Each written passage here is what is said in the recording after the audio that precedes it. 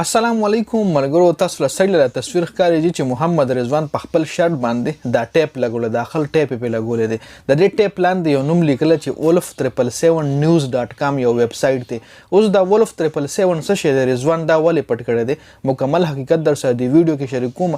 دا صرف رضوان نه، هاشم املا به هم تاسو کتلی وی ډیر مسلمان کرکټران دي چې د شراب لوګو یا د داسې ویب سټ لوګو وی چې هغه په اسلام کې حرام وي اب خپل شرټ باندې نه پریدي.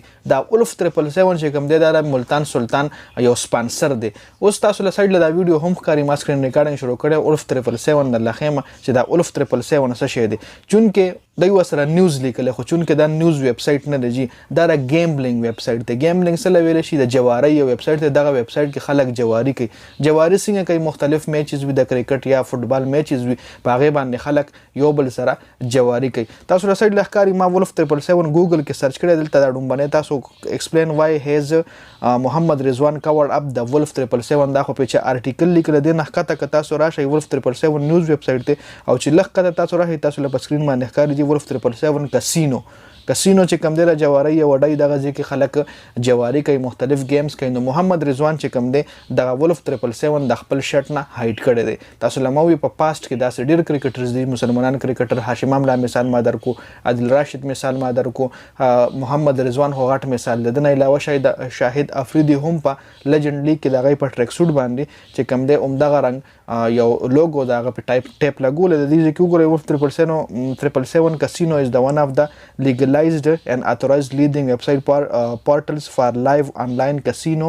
It's gaming enterprise specifically for all form of casino games to be held. casino کسی خو دغه جواری وی کنه، یو بل سره خلک جواریان کوي، گیملینګ کیږي. نو محمد رضوان چې کوم دی دا بند کړی دی. اوس دا چې کوم wolf777 چې کوم دی ملتان سلطان نه خدای خبر چې څومره پیسې ورکړي دي، ډېرې زیاتې پیسې ورکړي صرف په دې نوم، په دې یو نوم لیکلو باندې. ملتان سلطان ډېرې زیاتې پیسې ایستلي. اوس دغه پیسې په دې ټولو کې لړیانو باندې تقسیمیږي. محمد رضوان ورله ویلي دي چې ماله پیسې نه دي پکار، خو زه دې شي اډورټایزمنټ نه کوم. کم شی چې په اسلام کې حرام دی د هغې زه اډورټایزمنټ نه کوم. محمد رضوان ته صفا انکار کړی دی.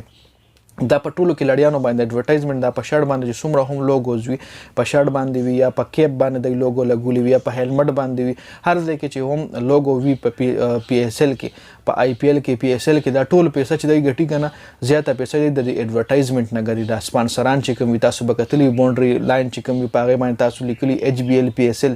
ایچ بی ایل چې څونه میلیون پیسې ورکړي دي پی ایس ایل ته، پاکستان کرکټ بورډ له صرف دا یو نوم لیکل ایچ بی ایل، صرف د پی ایس ایل نه مخکې د ایچ بی ایل لګولو دپاره چې څومره میلیون روپۍ دوی ورکړي دي. ما نو څخه فګر ایر دی. نیکسټ ویډیو کې به انشاءالله هغه هم وښیم چې د پی ایس ایل کې پاکستان کرکټ بورډ او د پی ایس ایل ټیمان څومره ډېره پیسه ګټي. هغه به درله په نیکسټ ویډیو کې انشاءالله ایکسپلین کوم. خو صرف دا یو ویډیو دا و چې wolf777 چې کوم دی محمد رضوان ځکه هایډ کړی چې دا د کسینو یو ویب سایټ دی، په دې باندې خلک آنلاین بیټینګ کوي، آنلاین ګیملینګ یو ویب سایټ دی. نو ځکه هغه هایډ کړی چونکې په اسلام کې دا ناروا دي جي، په اسلام کې دا جایز نه دي. نو د ویډیو کتلو زیاته مننه. ویډیو مخکې ملګرو سره شریک کړئ. جنید خان افیشل چینل هم سبسکرایب کړئ، پیج هم لایک کړئ. والسلام.